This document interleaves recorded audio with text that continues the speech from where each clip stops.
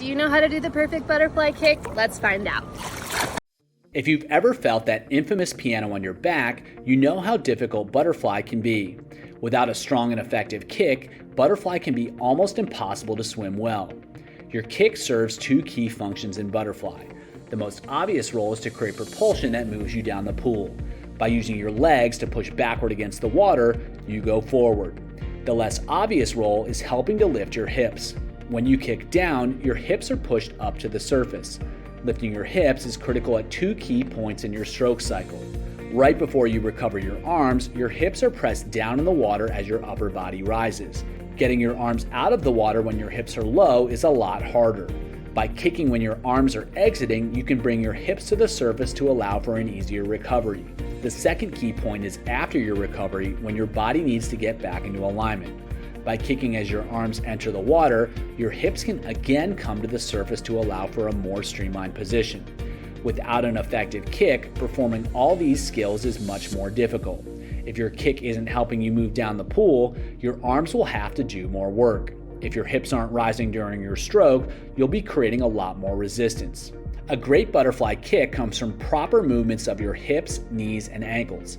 The first movement starts at your hips, then goes to your knees, then your ankles. Think of a whip. As the movement or undulation travels down your leg, your range of motion and speed of your limbs increase.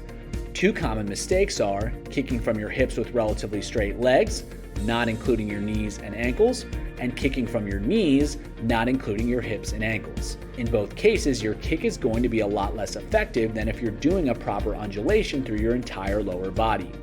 There are two phases of your butterfly kick. Down kick. Your down kick starts from your hip as your thigh comes forward. Once your thigh begins moving, the next movement starts at your knees as your shins come forward. The final movement of your kick happens at your ankles as your feet snap through. Your kick moves like a wave down your legs, increasing in speed and range of motion to create propulsion. Discovering this wave-like rhythm and timing to the kick is key to creating a faster butterfly. Although it may seem like a small movement when done properly, your feet are moving with a lot of speed, just like the end of a whip. Emphasize the final snap of your feet at the end of your kick to get everything you can out of each kick.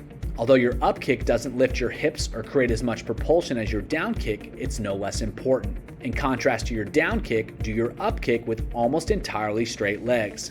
Your legs should be lifted in the water in preparation for your next down kick. Lifting your legs as a unit positions your hips, knees, and ankles to move in a progressive wave of increasing range of motion and speed. The straight recovery sets the stage for an effective down kick.